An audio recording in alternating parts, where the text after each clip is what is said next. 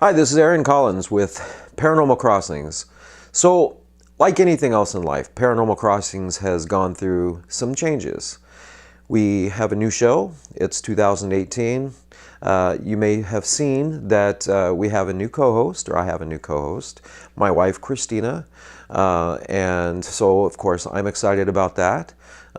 We also are going to be bridging the gap between talk show and investigative show. Now, how that looks, I don't know exactly. It's something I've always wanted to do. I am going to keep the talk show because this is something I've always wanted to do. I love hearing from other teams. It's about para-unity. I love talking to representatives or people from other teams and other psychic mediums and people in the field. And so with that said, you're going to see a lot of great shows from Paranormal Crossings this year. Today, you're going to see a very different show. You're going to see a good friend of mine who I'm interviewing. He is from the Salem area, and this is a deep show. We're going very deep. We're going to be talking about things that for some people may be a little uncomfortable, but it's something that needs to be said and talked about. And I'm very proud of my friend for coming on camera and talking about it. It's a big step. It took a lot for him to talk about, and I'm very excited for this show to come out for others to hear. So, with all that said, I would also like to announce that Northwest Paranormal Investigative Team and Ghost and Girls Paranormal are both the major sponsors for this year's Oregon Ghost Conference, which is in Seaside, Oregon. And we're going to put all that information on the screen during the show for you, which is in March 23rd through the 25th in Seaside, Oregon. And lots of great stuff going on. So we're going to pop the website on there for you, so you can see all the information, all the classes, the speakers, all the vendors, all that good stuff. It's going to be a lot of fun. So we're going to get to the show. So my first guest, my only guest today, who I've been really excited to interview. I've wanted to interview him for a while, and today is the day. So won't you join me in welcoming Mr. Christopher Califf. So please welcome to Paranormal Crossings, Chris Califf. Hi, guys. Thank you, Chris. Appreciate you being here today. Thank you for having me. Well, I am very looking forward to today, and I have been for quite some time. As have I. So tell us a little bit about yourself before we get into the meat and potatoes of you and what you do. Well, my name is Chris. I'm 31 years old. I've been in the paranormal field for 13 years now. I like long walks on the beach. Awesome, as do I. Breakfast food. Let's go. Yeah, breakfast food is kind of my favorite. So those are some things about me. But wonderful. Yeah, pretty much I've been doing this for the last 13 years. So awesome. Yeah. Now you started with other paranormal groups, or did you start your own paranormal group? How did that all start out? I founded Salem's first paranormal group in Salem Paranormal. We founded in 2005, and it was kind of a really unique time for everybody in the industry because it was at a time where we were actually peaking and not looked at like we are now. So it was really fun. And since then, I've branched out and done several projects since. Okay. And so what got you into the paranormal in the first place? Everybody has that one story that got them hooked. Yeah. My dad. I lost my father at 15. I'm sorry. And that was kind of the big driving for me was to delve into the paranormal to try to find him was kind of the big reason why I got into it. And did it work? No. No? Okay. Not even a little bit. Okay. We found quite a few other things over the years. However, it's one of the things that I never actually, so as it being the reason I got into it, it's something I really ever looked for actively. Did you ever seek help with a psychic or a psychic medium? Or I did, actually. His name is William Becker. And I did actually help him, and he delivered quite a few messages to me from my father, which was actually really nice. It was a nice kind of closure to that. But that was just recent. I mean, that was as recent as just a couple weeks ago. So. And how did you meet William Becker? Who's also a great friend of mine, by the way. Right. I met William. We were on a dating site. No, I'm kidding. I met William. The long walks on the beach. Right, right. No, I had kind of kept to myself for many, many years in the paranormal field. I got a big fish, small pond, where I'm from. And one day I was just going through and I saw this William Becker on Facebook, sent a friend's request. 15 minutes later, he sent a message saying, "Hey, how are you?" And we started talking from there, and he's kind of been stuck to me since. Awesome. So. And so tell me a little bit about the paranormal groups that you have founded and have ran and been a part of in Salem. Okay. Up to the most recent. Okay, started with Salem Paranormal, and that was an 11-year run with that group, which is unheard of nowadays. Yeah. Most groups are flash in the pan. You see them for maybe Sure. 6 months to a year, and they're gone. From there, I joint ventured to do a project called Dead Crew Entertainment that is currently being ran by somebody else because I stepped away from that one. Dead Crew Entertainment? Yes. Okay. From there, I helped start Abnormality, which is a local cable access show in Salem. Currently, I'm with Morbid Militia, which is the newest project that I've been putting together. So it's been kind of a wild ride. Hence what you're sporting today. That beautiful logo, created by Awesome. yours truly. Very cool. I love it, by the way. Thank you. Tell us a little bit about Morbid Militia. So what we are is we're a group of like-minded individuals that are out to answer the question of what happens after death. Everybody, again, in the group has their own reason for being a part of it. That one big thing. But collectively, we just like to consider ourselves public service. We help people at that low moment where they don't understand what's happening in their home. Okay. And tell me about the different people that are in your group. You don't have to name them, but what are their roles? So there's me, who's kind of, I guess, the front man of the group. You've got Samantha, who is our case manager, does a great job. You've got James, who is our tech manager. You've got Eric, who is my co-founder. He was back with me when I started SP back in the day, so he's been working with me for the last 13 years. And SP, which is Salem Paranormal. Yeah. Okay. And I feel bad for him because he's been kind of my right hand for 13 years now. And that pretty much rounds out the group. We've got a couple other guys that are kind of part-timers that when we need their help, they're there. But those four are pretty much the core of the group. And people get a hold of you online, or how do people get a hold of you? Or it varies. I mean, there's Facebook, there's online, there's, personal contacts, stuff like that. Again, in Salem, I'm known as the ghost guy. So if anybody has a problem, they kind of get forwarded to me personally. Okay. However, our case manager does most of our vetting as far as potential clients and things of that nature. Okay. But there's so many formats out there nowadays for people to get a hold of us that, whether it's our personal cell phones, our personal Facebook pages, online, Facebook, Instagram, whatever have you, we're kind of on all of those. We're on Twitter too, I believe. Okay. I think we're on Twitter. I think everybody's on Twitter now. I just started tweeting again, which I stopped for quite some time. So kind of like Diet Coke, right? Yeah, pretty much. Okay. So, and we are going to put all of your contact information for your group online, or on camera, so that people can get in touch with you as well. So, what is your most compelling case that you've ever, with all the groups, one that comes to mind? So, at the tail end of SP, we had a client that lived out in Silverton, Oregon. And it was a personal residence that was handed off to us by another group out of Albany. It was just kind of too big for them to handle, so they gave it to us.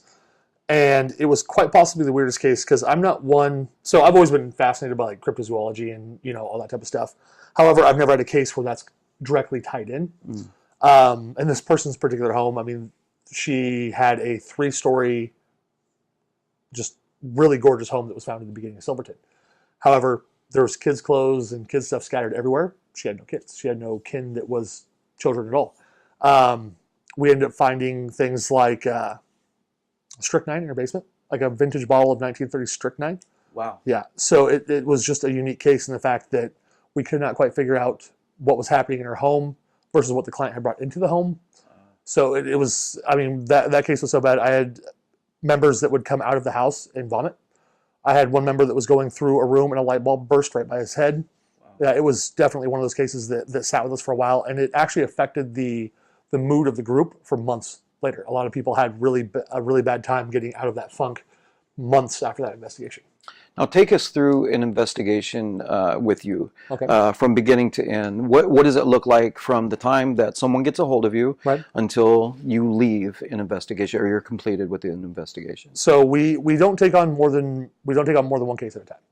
Obviously. So what would happen is we get contacted, and then Samantha would start vetting the case. She would look at, land history. She would look at, prior residents.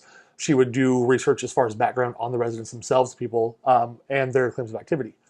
Once that happens, we send them out a mailer, which has a lot of questions that we need. They fill it out, they send it back. That then goes in front of the group. We sit there and we discuss kind of claims of activity, what's going on, so forth, so on.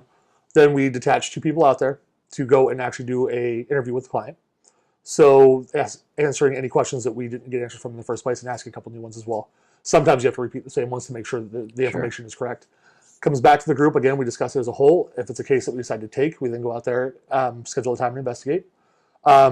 more often than not, we do more than one investigation at the residence just to try to maintain some kind of integrity as far as results found. After that, if anything's found as we review the evidence, we review it with the client. We give them not exactly what it is, because, I mean, who are we to say what it is? Sure. But we give them a copy of their own findings. We let them know, if it's something good, better, and different, the next steps from there. And basically remain in contact probably for the next year following. We do quarterly checkups on all of our clients. So we'll call them every 3 months to make sure everything's okay. They obviously have our personal or direct numbers, so they can call us if anything does happen after we've left the residence. Nice. So, now, do you use psychic mediums at all on any of your investigations? Typically, for the longest time, I didn't. I was not a big fan of the psychic world because a lot of it can be debunked. Sure. However, after meeting William, again, he's pretty much the only one I will go to kind of dab into that world, because I trust him. Upon meeting him, he knew things about me that there's no way he could have known. Right. So it's one of those things that he definitely would be the only one that I would have on an investigation. And I have had him on several investigations, and it's turned out to be a really, really good thing. William and I, we were just part of a group that went up to Astoria, Oregon, and did a 2-night investigation. The first night, and this was the first time. Now, William and I have known each other for quite some time. In fact, my wife and I did an interview on Paranormal Crossings with him. Phenomenal person, wonderful guy, has a tremendous gift, a tremendous heart. Needs a little more hair, but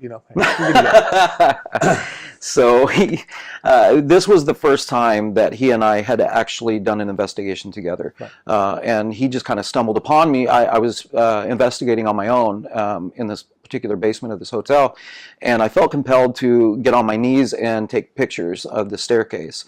And I wasn't sure why. I never do that. And as far as get on my knees and start taking pictures up a staircase. But I was at child level, and then I stood up, and then William came over. He said, "Oh, you're a live person." And I said, "Well, I hope so."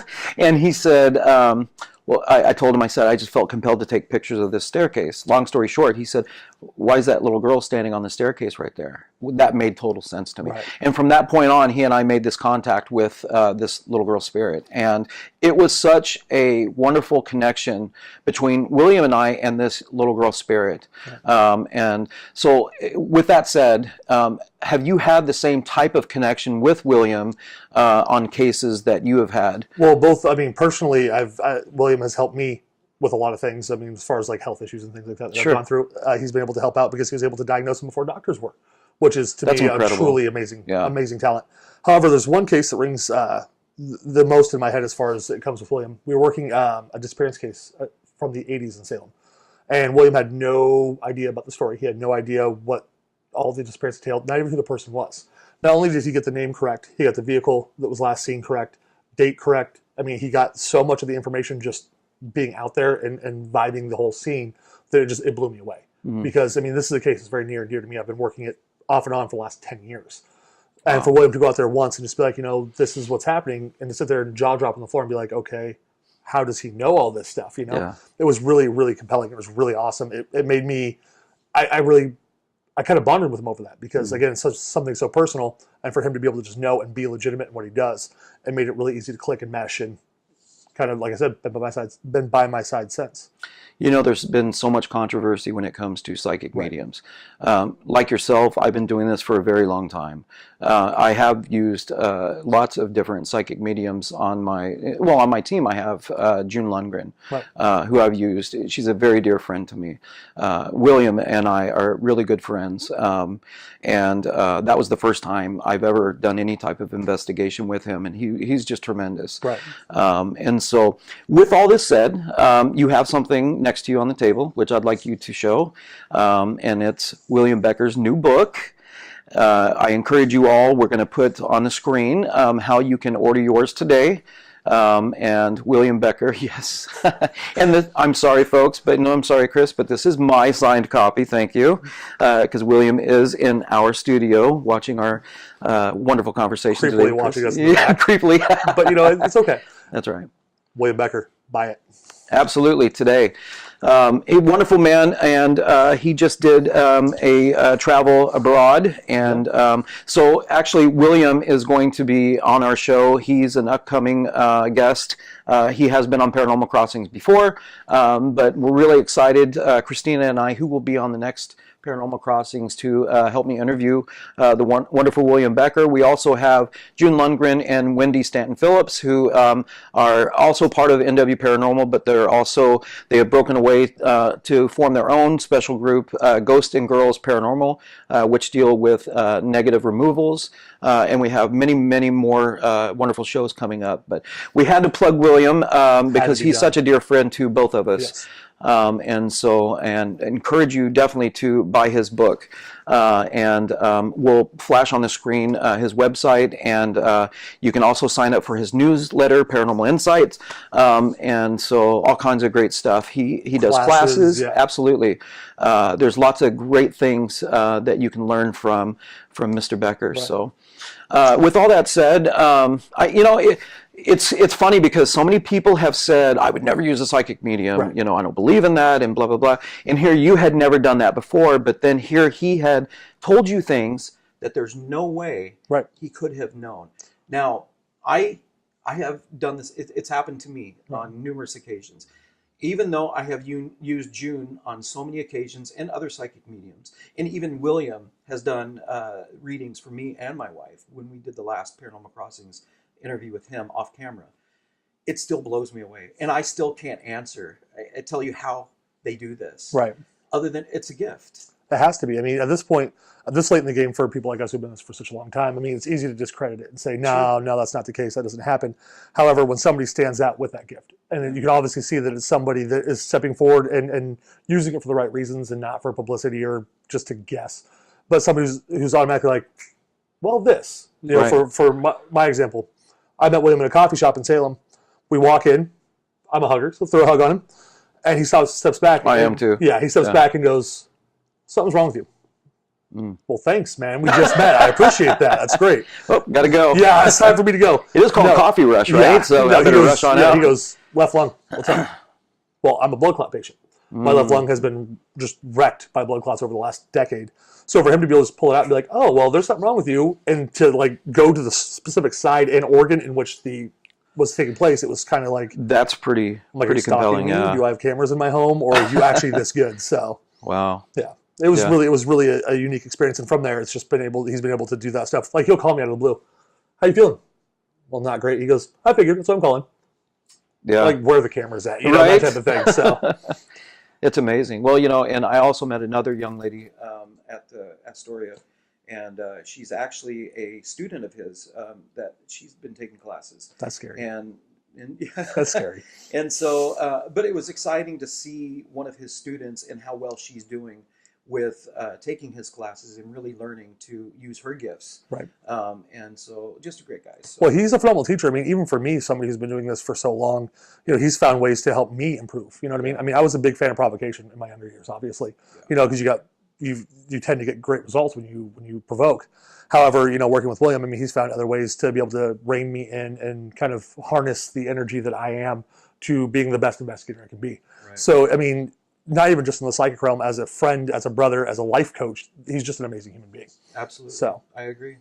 I think a lot of people get the wrong idea when they watch certain shows where people are provoking because you can provoke and sure, you can get results, but oftentimes it will mess up your life. Oh, yes. Because there are things that will follow you home and things that will provoke back. Right. There's one person in particular I can think of. There was a case that we worked in a place out in Lafayette, and I did probably I would say best/worst provocation I've ever done. Was it at the cemetery? Yes. I was provoking the witch. Oh, okay. And she decided that she didn't like that very much.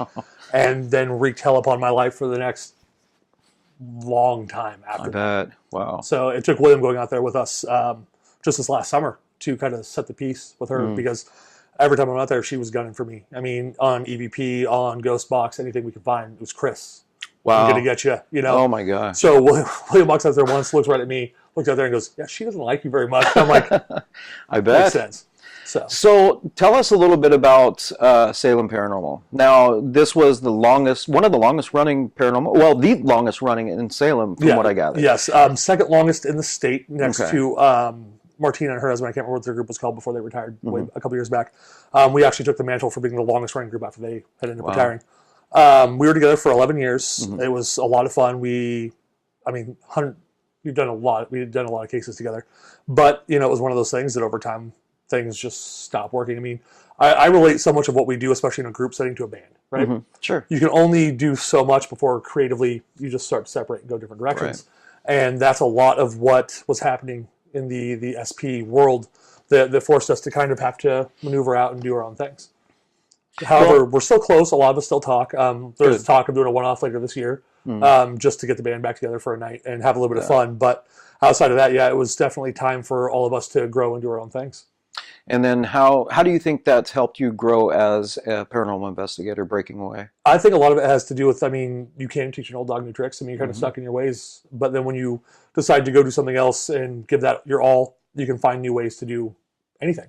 So I think that it's helped kind of help me grow as an investigator. It's helped me understand more. It's helped me learn more. Yeah. Instead of just kind of being, big fish in a small pond, do it my way type of thing. Right. It's been a lot more open to, accepting criticism, to helping ideas, so forth and so on. One of the things that I've realized recently is, I kind of got stuck in my rut, being with my team, because I founded this team, really back in the late 90s. And, new members and everything now.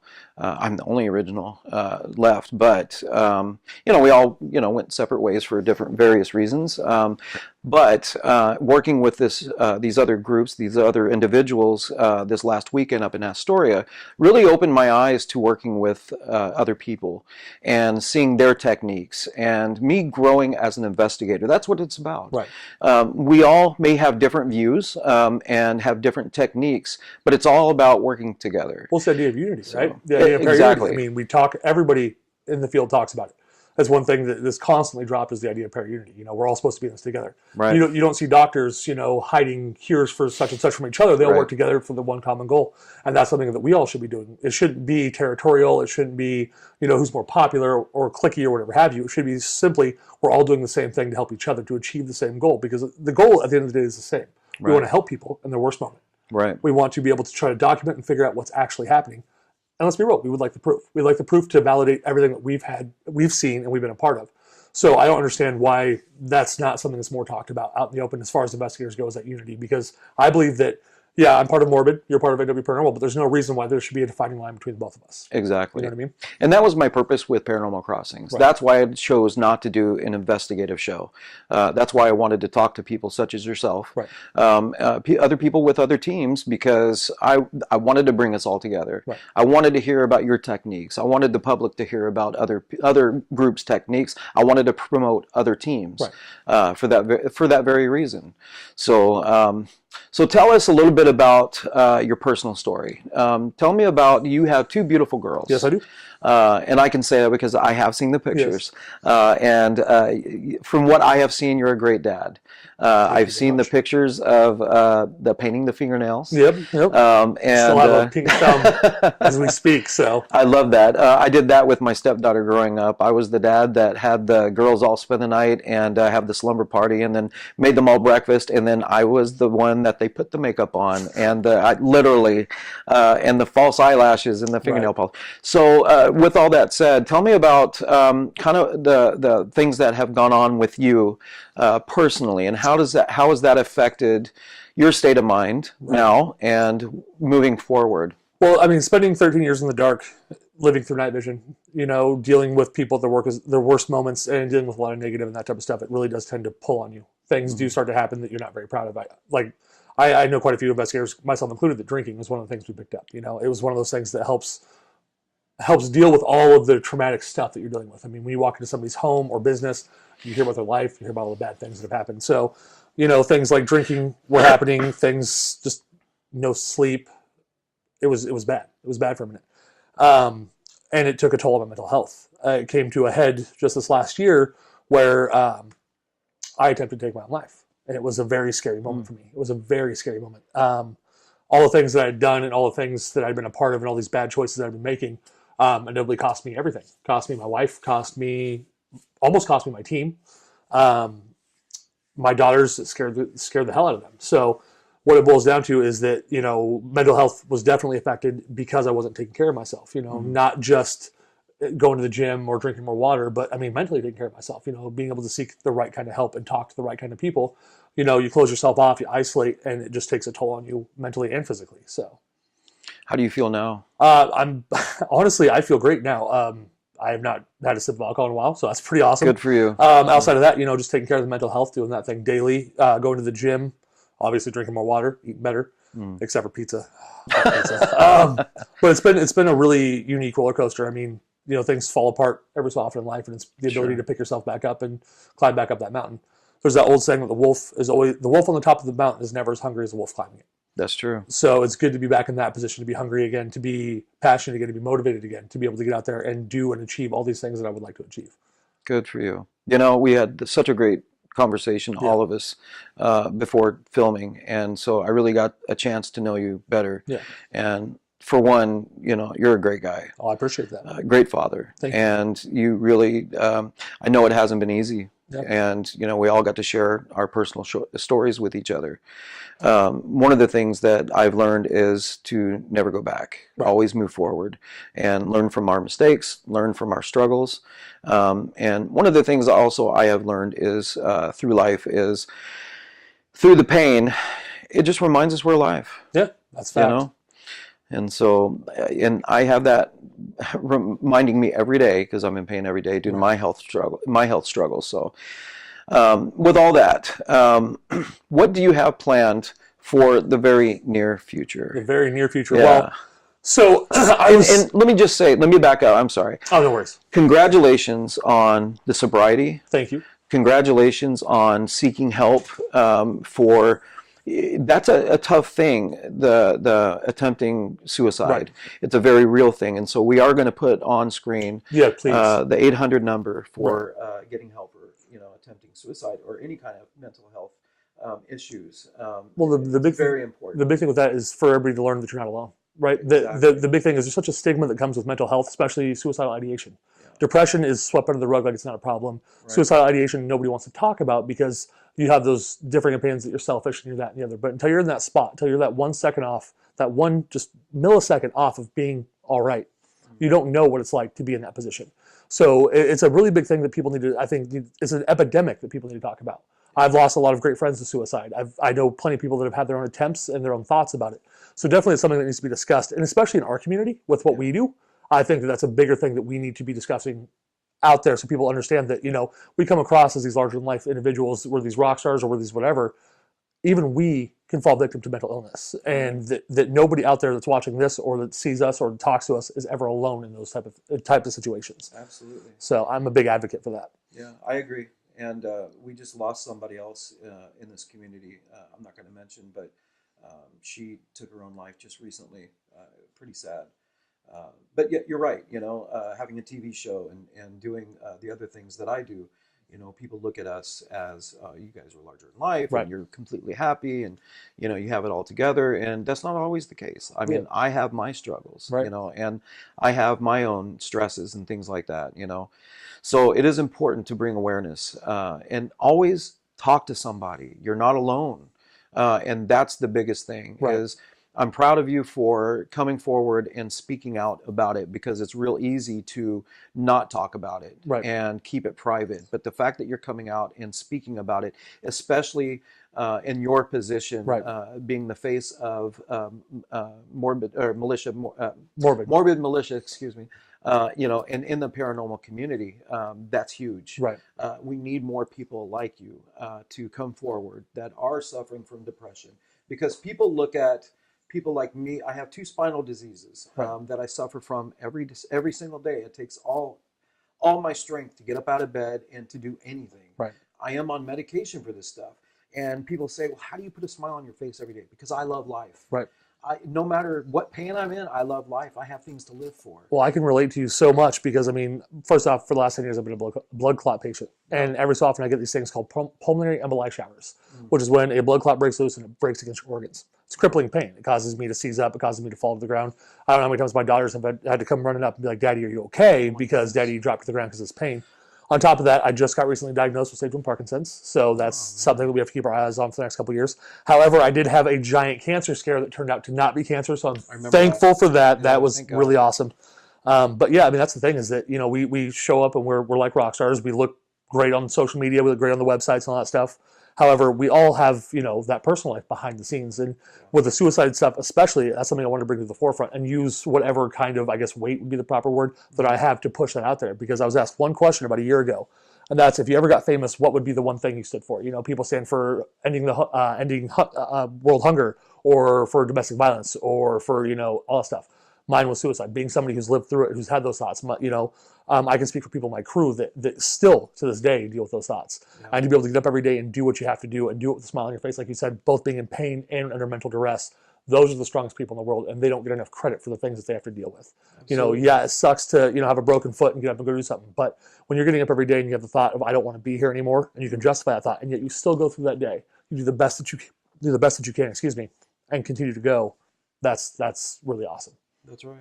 People look at people with depression. I've suffered from, from depression all my life. And people look at us that suffer from depression as, well, you don't look sick. Right. Same thing with my spinal diseases, because I'm not hunched over or in a wheelchair or walking with a cane. My doctor tells me that I need to walk with a cane some of the time. I don't. But I don't physically look like I have these diseases, and I'm not sick. Right. Okay. Well, that's being judgmental. And Very. Who are we to judge? Same thing with the depression and being suicidal. You may not look it. That's the problem. Right. So coming forward and talking about it, that's I can't thank you enough. Well, the biggest thing that I always used to say to my crew, especially my friends and everybody, and the one thing that they've used against me since all this stuff, is I used to always say I'm okay even when I'm not okay. Yeah. That literally makes no sense. But that's what I always used to say. Yeah. However, we all do. Yeah. However, I mean, it's okay to not be okay. It's okay to have those moments where you don't feel strong enough. It's okay to be broken. It's okay to hurt. And it's okay to be sad. And hell, it's okay to be afraid. But always know that you're not alone. That's the biggest thing. I mean, whether it be me or you or somebody else. I mean, if somebody watches this and they're like, "Wow, I feel broken and alone." Yeah. Reach out to somebody. Let them know. And that's the best way you can deal with this stuff, is knowing that there's hands there. Like your wife said, there's always hands there to pull you out. Absolutely. And that is the most important thing. Yeah. A good support system is absolutely important and crucial. My sister attempted suicide on a couple of occasions, and she did not succeed, thank God. Right. And so it is absolutely important that we all have that support system. Right. So kudos. So same to you, my friend. Well, thank you. I appreciate that. So moving forward with the paranormal field. So I know that you have some stuff planned. Yes, I do. Things moving forward. Right. So can you talk about some of those things? Yes, I can. So I recently retired out of actively being in the field. Right. Not for any other reason than, one, I'd like sleep. After 13 years of not sleeping, I would like to catch up on a little bit of sleep.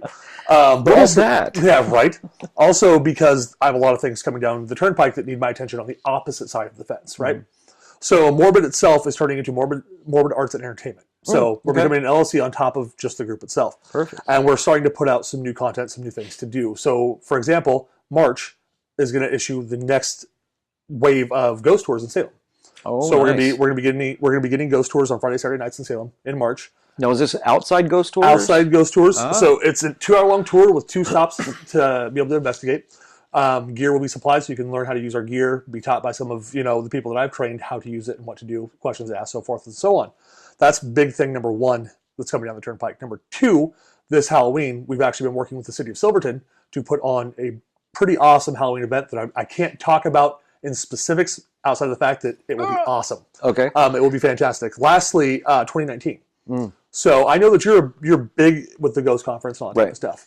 So Salem's going to have another big thing in 2019 down in Salem. We're putting on a para-conference, not a para-convention, my apologies, where we're going to try to get everybody that represents our culture as, people in the paranormal field under one roof to have a really, really great time. Ooh. So it's going to be fun. We're going to have a lot of great guest speakers. We're going to have a lot of cool stuff going on. Hell, we might even have a beer garden. I haven't decided yet. Well, City of Salem hasn't decided yet. But, having a lot of good times and a lot of good fun. So it's going to start to be something we're going to be doing down there as well. Now, what will that entail? Now, this is covering everything paranormal under the umbrella. So can we run down that list a little bit? We're looking at MUFON, UFO hunters, guys like that, Sasquatch hunters. We're looking at, obviously, ghost hunters. We've got people from the whole realm of hunting anything from cryptozoology to ghosts to UFOs. I mean, it's just, wow. Yeah, we're getting everybody that fits the umbrella of the paranormal. We're We're going to put them under one roof for 3 days. Oof. And we're pretty much just going to have a kick-ass party for 3 days. It's going to be kind of awesome. You also mentioned the whole tattoo thing. Yeah, we're going to have tattoo. Well, I mean, so a lot of guys in our field, as you can see, we're tattooed, Yeah. you know, that type of stuff. So, I mean, to bring people in that represent our culture, right? Yeah. So tattoo artists, fleer, things like that. So anybody that kind of fits that realm and helps us do what we do is going to be part of this giant party. So we're calling it a 3-day party in May 2019. So it's going to be fun. One thing That's exciting. Yeah, one thing I do want to put out there that we'll be doing, hopefully, so long as City of Salem's cool with it, is that one of the nights we're going to be hosting what we call Drunk Ghost Stories. So you guys, stories? So you guys are gonna have the bonfire night for the Ghost Conference, which is a phenomenal thing. Yeah, check it out. But we are going to have a beer garden.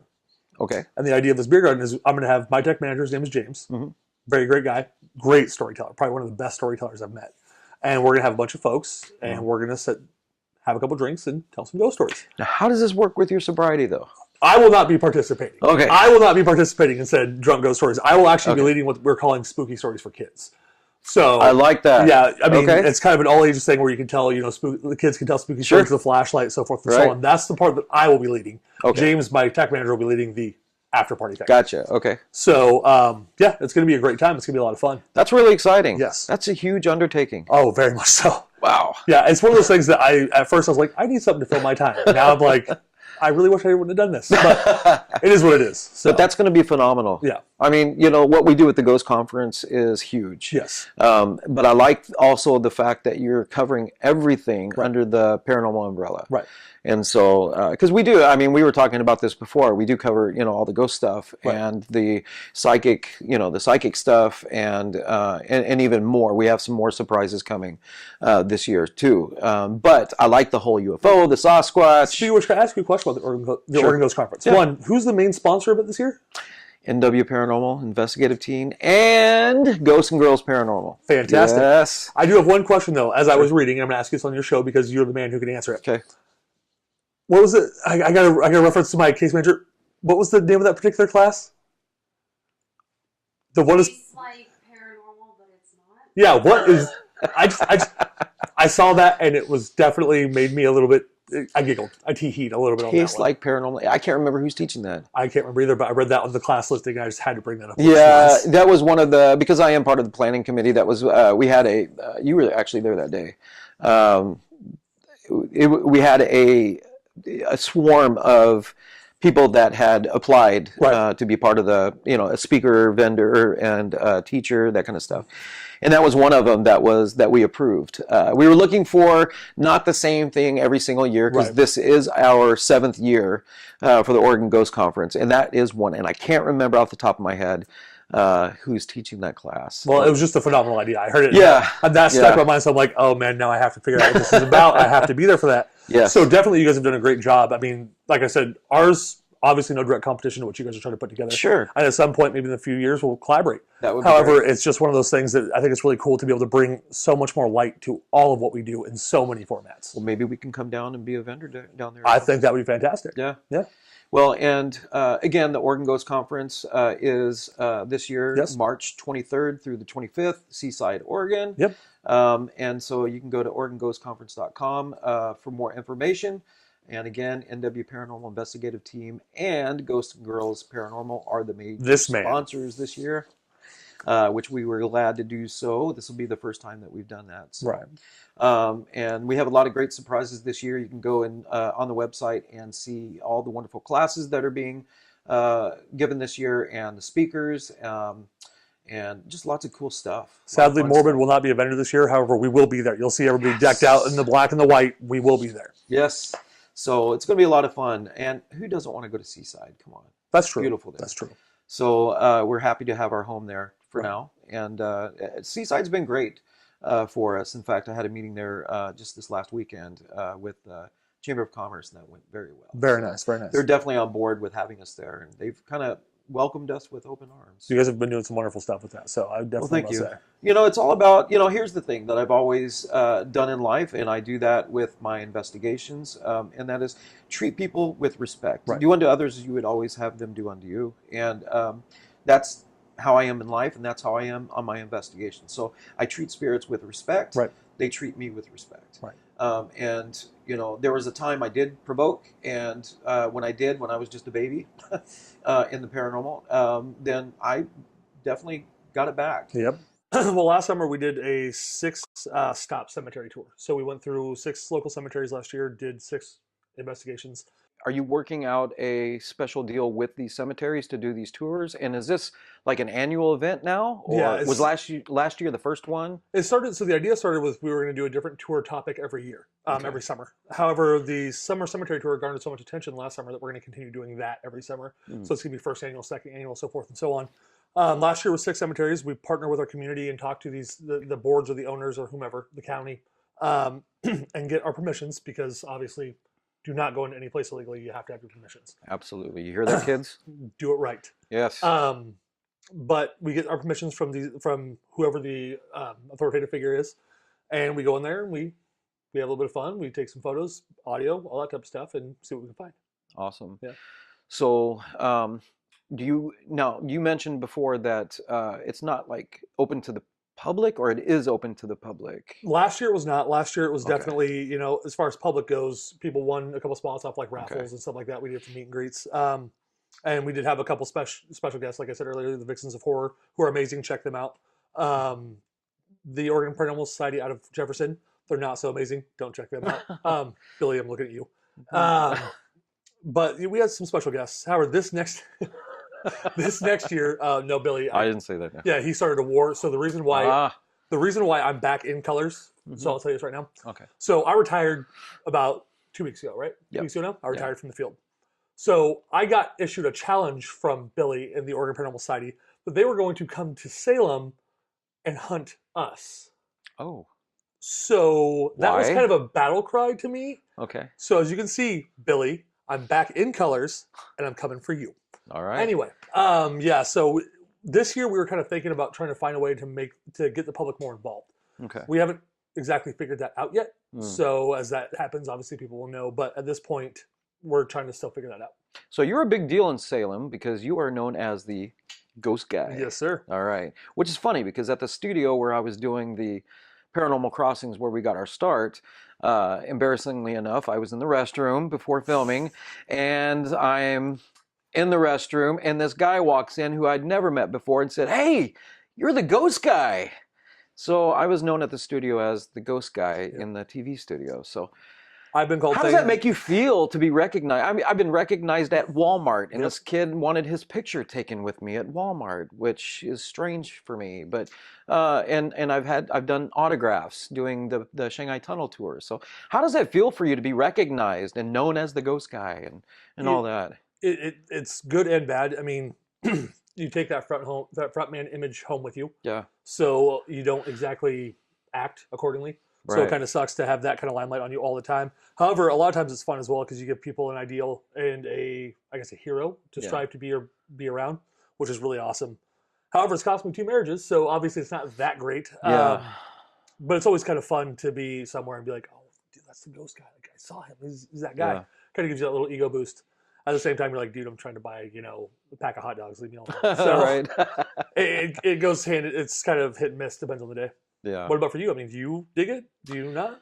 I do. It catches me off guard still sometimes. Again, the thing at the Walmart, the kid recognized me and had seen my show and seen me on Facebook. And, it was kind of fun for my kids to see that. They're like, oh my gosh, Dad, you're famous, which I'm not famous. And then to have this kid want his picture taken with me and have my son take our picture with this kid's phone, it was a trip, and so my wife gives me, crap about it all the time, don't let it get to your head, and, which it doesn't, but it is funny because, when doing the show, doing the ghost conferences, being a speaker and a teacher and, and all that stuff and getting recognized, you get a sort of high from that. Yep. And then you get home and then you're back to life, back to reality. And there's a band that I grew up with, which is my all-time favorite band. And Kiss has always been my influence. I play guitar. I have since I was 10, 10 years old. Peter Criss, who is the original drummer from Kiss, he always said the reason for his drug and alcohol abuse back in the day is they would be on tour. They would be on such a high for so long on stage They're used to the stardom. They're used to the attention. That it was its own high. That when they weren't on stage playing in front of 100,000, 300,000, a million people, whatever, and then go home, where's that high? Right. So he was always trying to match that. And for me, you know, my high are my kids, Right. my wife, my family, you know, things like that. How do you balance that out now with your sobriety? Right. Now with you coming out and talking about your depression and your battle with the depression, because it's not that it's over, you're still battling. It's a daily process. Right. So how do you balance the face of the Morbid Militia and your paranormal stuff and everything else that you're doing? Well, being sober is a good start. I mean, it was easy to hide behind a mask like alcohol. It was easy to hide behind a mask of, you know, trying to be that larger than life thing all the time. But it does cost you things. You know, Yeah. one of the biggest regrets I have about, you know, my ex through all this stuff is that, you know, she never got to be with me. She got to be with that frontman character. And being sober, you really start to understand that. Right. Yeah. You know, I used to think that alcohol or being in front of a room of people, being able to, you know, move the room or change the mood of the room, whatever have you, was that pinnacle, was that high you were speaking of. But my influences growing up, as far as music goes, Metallica was my biggest thing. Oh yeah. And back, 15 years ago now, they released a movie called Some Kind of Monster. Mm. And in that movie, it showed James battle his sobriety and all that type of stuff. And James, the lead singer of Metallica. Yeah. And I kind of see a lot of myself in that because, you know, you have to repair a lot of the damage that you've done. You know, when you live that frontman lifestyle and you're out there and you're partying, you're, you know, moving a room, you're living that larger than life thing, you make a lot of mistakes. You do a lot of things that you shouldn't have done. And now being sober and being clear in here and in the now, first off, it's an amazing thing, right? Yeah. So I look at my kids now and I'm there with them. You know what I mean? I'm there with them all the time. I'm able to do the things that I wasn't before. And when I get out there and I go into that frontman mode, I know that that's now the mask, right? Mm. The frontman mode is that brief moment that I am who I am, and that's just the character portrayed on TV or whatever have you. So it's been a long battle. It's been a hard battle, but it's one that I feel like I finally gotten on top of, and it's nice to finally be able to address those things. Because again, we live in that world where there's that curtain behind us. You don't get to see everything behind the scenes. So to be able to come out and discuss, you know, the suicidal ideation, the depression, the alcoholism, even, I mean, things as simple as divorce, stuff like that play such a big role in who we are and what we do and what shapes us for the rest of our lives. It's been one hell of a journey, and I'm not stopping anytime soon. Good. So What drives Chris in the paranormal? What is the one thing that really keeps you going as far as the paranormal field goes? 2 words: helping people. Perfect. I figure what we do is a public service. Yeah. We get to go into people's homes at their worst moment, and we get to either tell them, hey, something's going on here, or we get to explain to them why it's not. So the idea that, you know, I look back over a long and storied 13-year career doing this, and the countless amount of people that I've helped, and the countless amount of people that are still to this day grateful for that help, that's what has kept me going. That's what's kept me moving forward in this. Because to be able to be that, you know, I've still got people. We did an investigation a little over a year ago, and this particular client, we investigated her house 3 times. We figured everything out. We helped her out, and we helped them move forward. And even, was it 3 days ago, I got a message saying, thank you still so much. Everything's pleasant and great and all that stuff. And that's what keeps me going, and that's what drives me, is being able to be that person. That's awesome. Yeah. I think that's one of the greatest feelings is when you're able to help people. I just did a negative removal with June and Wendy from Ghosts and Girls Paranormal, and that was yesterday. And when we were done, the 2 dogs that they have in this home, and these people were being attacked physically. It was also attacking them in the sense it was influencing them. They were fighting constantly, these people. It was family plus roommate situations as well. These 2 dogs would not come in this back room whatsoever, ever. They even tried to push the dogs down the hallway because they couldn't figure out what's wrong with these dogs. And once we were done with the removal in the back room, we were all talking, and June is the one that does the removal. I'm there as a minister because I am an ordained minister. I'm there for support. I'm there for support for the family and whoever else is involved. And then Wendy is basically her apprentice. And so, and I'm not going to go into how they do all that, but June is a psychic medium. And once they were done with all that, the dogs come running in the room. And we didn't know anything about the dogs not ever coming in that room. And after a while, the one dog is a German Shepherd. The second one is a Rottweiler. Sweetest dogs, though. So we're talking, and all of a sudden, the girl says, oh my gosh, the dogs are here in the room, because they were running around playing. I didn't think anything different until she said, they never come in this room, ever. The look of happiness and relief on her face, and then everyone else, her husband's and everyone else's faces, were priceless. And the look, even on the dogs, they seem relieved. Right. And during conversation, all of a sudden, the German Shepherd jumps on me.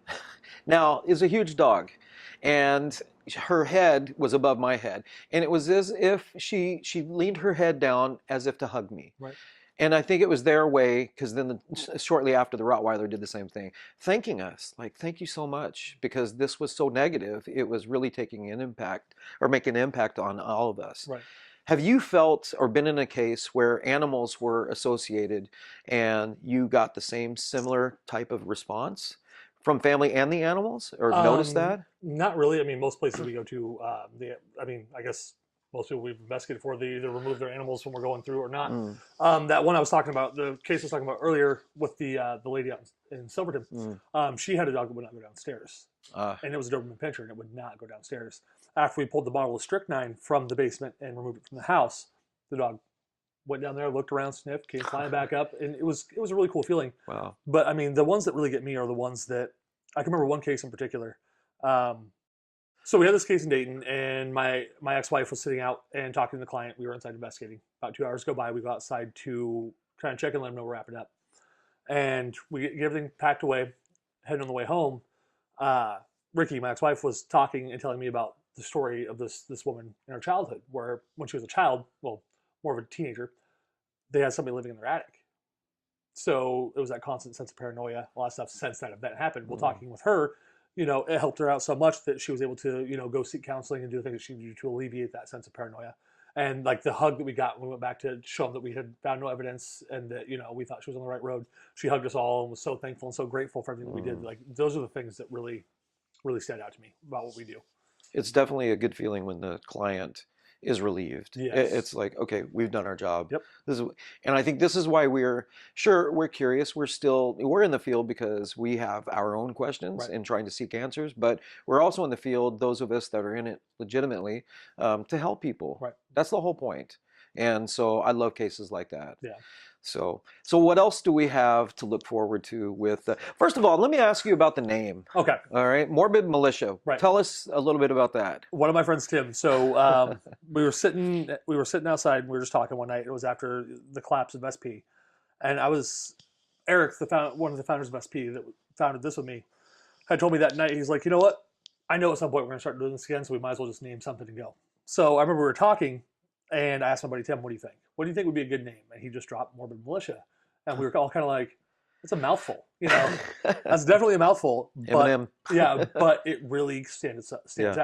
Stands out to the point where record labels like Napalm Records and stuff like that were actually sending us requests to join their record label because they thought we were a band. Oh. So it's one of those things that's kind of, it doesn't segment itself just to, the ghost stuff. We can do anything and everything. Yeah. So it's, I don't know, just kind of fitting. I like that. That's really cool. Yeah. And I like the logo. So was it you that drew I it? created You that came logo, in. yes. Wow. Very cool. I got kind of happy on Photoshop one night because our original logo was just a circle, 2 M's, and Morbid Militia on top and bottom. I'm like, you know what? I want something that inspires people to have to ask what that is. Yeah. Because you get 4 of us wearing this around each other. There's no name, no wording on it. So people have to ask you, well, what is that? Right. Well, let me tell you. Yeah. It's kind of nice. Plus, the whole militia thing kind of rings true to people that think that we're an actual militia. Yeah. And we're not. Right. So it's kind of nice to have that kind of anonymity, but at the same time have the people come up and ask us what we do, or if we're part of a band or motorcycle club or gang or whatever have you. Right. So, well, with the tats and everything. Yeah, we got MC. That's another reason why we changed the old logo, because it looked like a 3-piece rocker. It was the MM in the center with the top rocker and the bottom rocker. So we're like, we were getting MC a lot. We're like, yeah, we're not that. So no. Right. Just don't wear a bandana around your face. We've done that a couple times. Yeah. We've done that a couple times. Plus, James, my tech manager, he rides Harleys year round essentially. So, and he just tatted his eye. So I got nothing against Harleys. That's for sure. We definitely get that a lot. Nice. But then you have Sam, who's just short and mean. So it's like, there's a girl part of this too? Now, wait a minute. She drives my Jeep. Yeah, so, she does drive your Jeep. That is fact. My dream Jeep, I should say. So. Hey, you passed that dream Jeep up. Yeah, that's true. I did, but that's all right. One day.